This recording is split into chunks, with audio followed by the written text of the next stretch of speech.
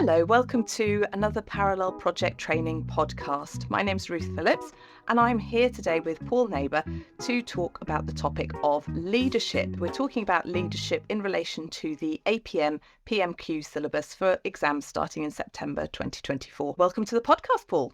Hello, how are you? I'm very good, thank you very much. Yeah, good. So leadership, quite a hot topic at the moment, lots to talk about today. Should we start talking about what makes a good leader, in your opinion? Yeah, well, it's quite good, the learning objective they got in the syllabus, really. Okay. Understand leadership as a way to empower and inspire others to achieve success or deliver successful projects. Do you ever see the film Bug's Life? No, I haven't. You've never seen Bug's Life? No. Oh, you should watch Bug's Life. I'll have to tell you the whole plot of Bug's Life now, won't I? There's these ants, and the ants live on this island, and one of the ants escapes, and the ants never leave the island. And every year the crickets come and levy them, and they have to pay a levy to the crickets. And it gets to the point where the ants have a revolution and say, well, we're not paying this levy anymore. And the leader of the crickets says, well, we've got to teach these ants a lesson. It's not about teaching the ants a lesson. It's about maintaining our way of life. It's not just about if they don't pay the fee this time. It's about that bigger purpose, isn't it? So, and then at the end of it goes, oh, he's quite an inspirational leader, isn't he? It's just quite a funny little... I think there's actually so much that we can unpick from films about a lot of these topics. That might be a whole new podcast series. What outtakes from films, yes. That's it. Yeah. I like that definition with both those words, empower and inspire, because I think that often people think about good leaders as just doing that inspiring part, being charismatic. But I think actually it is important to empower, to motivate people to be able to take on responsibility for actions within the project to be able to be successful. So I think that's quite a good definition of it. There's a really good paper on the APM's website, Survival Leadership Skills for Project Managers. And it's things like being able to see over the horizon, being able to inspire and motivate people. It's not in this syllabus, sadly. I don't know quite why, but I would recommend if people want to understand leadership. They did one of these things where they interviewed lots of project leaders around and practicing today. I think this module is probably more fundamental and foundational than that, really. There is lots of information out there. Another characteristic is about their ability to deal with uncertainty and provide that continuity of vision. Yeah, that was one of their APM survival. The ability to take decisions in the face of uncertainty, which is different from BAU. You know, when you're operating a railway or a bank, then you don't decide to just do something on a whim. You wait till you've got all the facts, fact-based decision taking. Yes. Whereas in projects, if you waited till you had all the facts, we'd never be doing the project. And I think that's one of the core differences between projects and business as usual, is that the challenges of taking decisions in the face of uncertainty, and you never will know all the facts till the end of the project, and still then you may not know all of the facts. That's right, till 5 years later. So let's have a look at the learning outcomes on the syllabus then. So the first one is we've got to understand how leadership impacts team performance and motivation. And they've asked us to look at 3 particular models, Maslow, Herzberg and McGregor. Let's just wrap these models up into one. Well, Maslow and Herzberg basically say there are basic things that you need to provide to people. And if they haven't got those basic things in place, they get quite demotivated. And Maslow calls it a hierarchy. And Herzberg calls it a hygiene factor. So these are things like food, shelter, heat, light, water. And then they say that there are higher things such as the job itself, interesting work, what Maslow calls self-actualization, that really do motivate you. And McGregor's a bit the same. So McGregor X and Y talks about McGregor X. There's a sort of like people only go to work because they get the pay and you can't trust them. And then theory Y is people come to work because they're interested in the work. So how does that apply to projects? Well, you have to get the basics of the hygiene factors right, don't you? Absolutely. That's the key thing. They are not motivators in themselves, but without those things, people don't perform well. I always think about this on training courses, that quite often when we get feedback about the food or the temperature of the room, because although obviously you're not going on a training course to get a good lunch or to be in a temperate room, but if those things aren't right, you can't really engage with the learning and you can't get the most out of that training course. Anyone who's done a project at a remote location away from the office knows that the most important thing to get is the porta cabins, the toilets, Yeah. The mess facility, where people are going to park, where they're going to stay, Yeah. and all of that stuff is vitally important. And if you don't look after that part, then everyone gets very angry and depressed, and their motivation will drop. But if you give them a fantastic office, they're not more motivated. That's right. So It's just their comfort then enables Yeah. them to perform.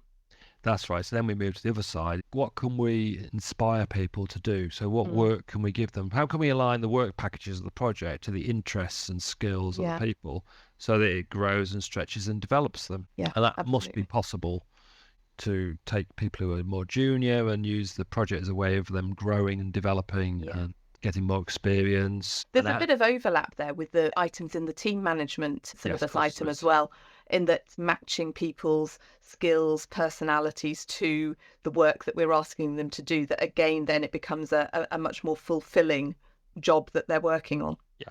So it's about setting some targets that are not easy, but stretch them a little bit and then reward them when they achieve those targets. Yeah. And that's what Maslow and Herzberg say.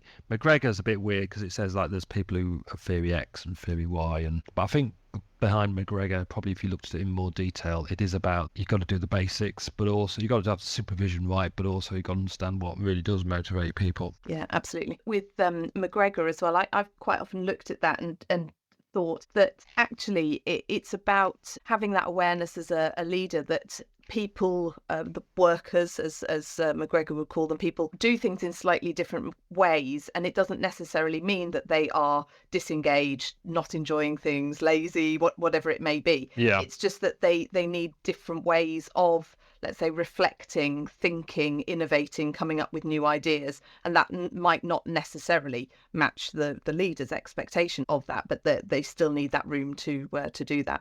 Yeah, I think there's a bit of a theory that theory X and theory Y, so Y is good and X is bad. I think that leads on to our next thing, which is actually you might need a bit of theory X at some time. So that second learning outcome then is all about understanding why it may be necessary to change leadership styles depending on the situation. So what are some of the leadership styles that we could change between? So they talk about being more autocratic or democratic or delegative, laissez-faire, and they all have their place. So when would it be good to use an autocratic style? Because normally, again, that's one that people go, oh, that's not so good. We don't want to be using that too much. But when is it needed? Well, this is when you use your authority as a leader, say, right, this is what we need to do. Yeah. And this is why we need to do it. And actually, my Bugs Life example is a good example of that. Sometimes you just need to say, right, this is what we're doing and this is how we're doing it. I know you might not like it, but this is what we need to do today. Yeah. So when you're putting a bid together or when you've got an urgent deadline you have to meet, you just have to say, right, this is what you're doing. You need to do it. It's your job. Do it. Yeah, absolutely. And I guess any time that one person, a sponsor, the project manager, makes a decision, that they are having to be autocratic. I don't know that I agree with that, because you can have a participative approach, participative decision where you take the views of everybody and you consult the key stakeholders. I actually think this more autocratic style is more important at the beginning of the project, because I think you need to set out clearly what the vision and purpose is. Yeah. And you need to stand up at the front and say, right, this is what I think we need to do. So you do need to be quite directive at that point. But then if you think about forming, storming, norming, performing, you're then going to go in to get everyone a bit motivated. They're going to go into storm. So you need to be more participative to mold that team around the plan. I think planning and the work breakdown structure has a huge role in that, what they call participative, democratic. So I see the processes support team leadership, really. Yeah. Being clear what people have to do, clear what they have to do it by. I think that actually at the beginning of the project, as you said, having that slightly more autocratic leadership style can be quite comforting for people that have just joined the project, because they feel, this person's got a vision. You wouldn't walk into like a new project team and say, right, well, what do you think we should do, everybody? Why do you think this project's important? Why do you think we're here? You get the sponsor to come and say, right, this is why this project's important to this organisation. And then you move into more participative issues where you say, right, well, how do you think you could contribute to the achievement of this vision?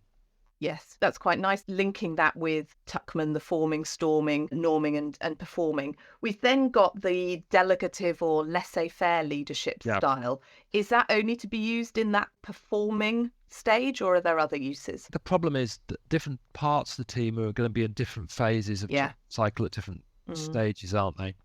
But you certainly can't have a high-performance team and an autocratic leader, or can you? Can you have an autocratic leader and a high-performance team? You have to ask some of those high-tech billionaires, right? All those high-tech billionaires are both autocratic and micromanagers, but they also billionaires. They've maybe got that balance between where they need to be autocratic and where they need to be delegative and laissez-faire. They give the impression of being autocratic and micromanagers, absolutely. But you can't lead a massive company as an autocrat, can you? So they probably do have people they trust. So that leads us on to when you delegate to people. When you can delegate is when they are competent, capable in their role, and you can trust them. So you wouldn't go into a project and say, right, start the project, you do what you want, people. No, I haven't got a vision. You just work it out amongst you. I do know somebody, a friend of mine, and he says their boss is like that. Just, you just sort of out.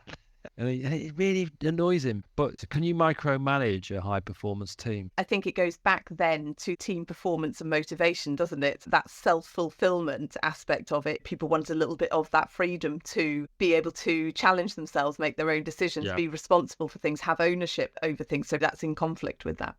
So these have come out of Kelvin, Lerpert and White. Autocratic, participative, democratic and delegative. These are quite old models. I don't know when that was written.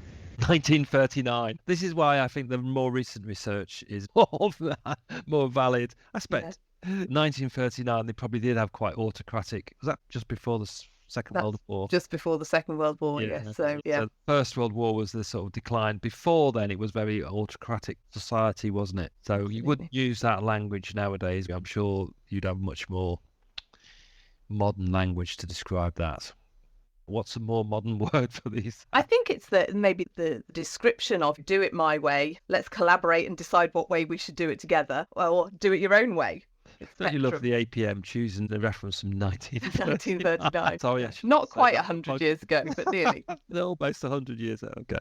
So actually then, talking about maybe more modern approaches and style could move us on to the third learning outcome. So the third learning outcome is that we need to understand the importance of a coaching and mentoring style in leadership and the role of emotional intelligence. So let's separate those out a little bit. Coaching and mentoring has really been coming to the fore as a management approach and management style over recent years. Why is that important for a leader within a project environment? I must say there's a really good blog on the APM's website about coaching and mentoring projects. It's referenced in the book, but if you Google it, you'll find it. Why is it important?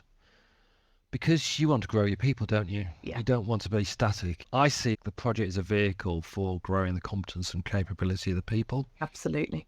It's not just about delivering the output and the outcome and hitting time, cost and quality. It's really about getting the team ready to deliver the next project, isn't it? Yeah, absolutely. And growing and developing them, and also engaging them in the project work, which I think then also has that ability to help them grow their skills and knowledge and experience and confidence as well. I think that's a key one. I mean, there are some scary stats about how many people leave roles, whether that's on projects or other roles, because of poor relationships with their managers and leaders within the organization. And I think that actually using more of a coaching style within leadership and management roles can actually help engage people more in that, so that they're not feeling as if they want to jump ship. Maybe there's more project managers did their training in 1939 than we know. Yeah. quite possibly. Coaching and mentoring are different. Coaching is where you use one of those grow models or development models and you work with someone to work out what goals they think are right for them, and it might be quite a short engagement to coach somebody in something, whereas mentoring is generally more longer term and it's more about discussing options with people and suggesting things they might consider. I was told once that if you're coaching somebody, they're doing all of the hard work. You're asking the questions, you're leading them through a sequential process, but they're doing all of the thinking, they're coming up with the ideas. Whereas if you're acting more of a mentor, you're providing advice, guidance, suggestions, mainly based on your previous experience and your role. So it's a lot more of an even balance of the thinking that's going on in that conversation. And I think, as you said, mentoring is a longer structured relationship. People can have mentors for several years throughout their career, whereas you could coach somebody in the moment around a very specific thing, and it can be a very short interaction with somebody, as well as being more of a longer developmental goal. So what's the role of emotional intelligence? Emotional intelligence is a bit of a buzzword at the APM conference. Everything was about emotional intelligence. Yeah, really? Absolutely. Yeah. When did you first meet emotional intelligence? 90s? Yeah, I think so. People used to balance this IQ, EQ kind of thing. Yeah, that's probably right. Maybe round about the turn of the millennium. Maybe the APM's just discovered. Yeah, they're bringing things up to date. It's not 1939 now. Yeah, you got, normal intelligence, should we call it? And that's the ability to absorb facts and analyze data and academic stuff. But then I think in the noughties, people realize actually there's also human traits and human behaviors, the ability to understand others and understand yourself. And that is also a form of intelligence that project managers need to be aware of, because it affects the way projects perform. In the book, we talk about managing our understanding our own personality and behaviors of others, really.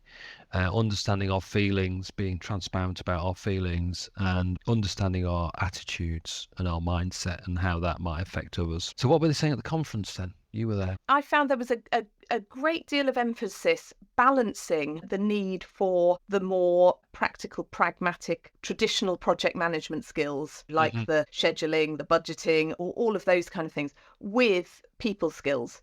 And I think certainly, given that we've got one of the 4 syllabus areas is grouped under people and behaviours, I think that this is being pushed up. Yeah, I mean, that's a real shift that we've seen in this syllabus, is that there's much more focus on that leadership rather than technical skill. Given the importance, the central role that people obviously play in our projects, I think that it's good to have that focus on them, to have that recognition that you need to have strengths in both of those areas. Yeah, one of our larger clients has a really good saying. They say, hot hearts, cool heads. Cool heads deliver projects. Hot hearts get you in trouble. So you have to understand your own emotions, and you have to control your own emotions. Don't respond in the moment. Think about it. But you also have to understand what your emotions are going to do to others, and how those emotions are going to be perceived by others. And why they may be behaving in that way that they're behaving, because projects are full of pressure, aren't they? I think that often project team members will very much look to the project manager as a guide for how they're feeling in a certain situation and what they're saying about something, how they're reacting to a situation. Project managers and, everybody needs to be aware of how to regulate their emotions, their reactions to certain things, because people can read things into that, and they might not be reading the correct things into that. How many project managers you've worked with you would say are good leaders? I'd say probably fewer than half. Half? Yeah. Gosh, you've worked with some good leaders. I think it's the most difficult bit of project management. Half? Gosh, less than half. Yes. I'd say about 6. Oh, really? Oh, although you've said that now, I can really clearly think of the very best project managers that were the best leaders. And what differentiated them from the rest? I think actually it was probably their emotional intelligence. It was their ability to be a people person, to make you feel as if they were really dealing with you as an individual within the context of the team, that they were thinking about your development as much as getting the project done. I think it's the one thing that if I could go back in time and tell myself to do better, it would be that. It's an interesting one. Another thing as well, particularly in projects where they need to be done, but there's a segment of stakeholders that you really do feel are not going to be well done by the project, maybe because there's going to be redundancies or things like that. I think the importance of empathy in the sponsor and the project manager is really important. Sometimes that's not always there. We've covered all of the learning outcomes then. Started off by discussing what leadership was, what makes a good leader. And then we had a bit of a chat about some of those models, Maslow, Herzberg and McGregor, different types of leadership styles that might be appropriate in different circumstances, and then have brought ourselves up to date from 1939 to talk about coaching and mentoring and the role of emotional intelligence. Maybe we should write a new paper, Ruth. Yes, Thank maybe. you. Brilliant. Thank you very much, Paul. Thank you very much. Cheerio. Okay. Bye-bye. Bye.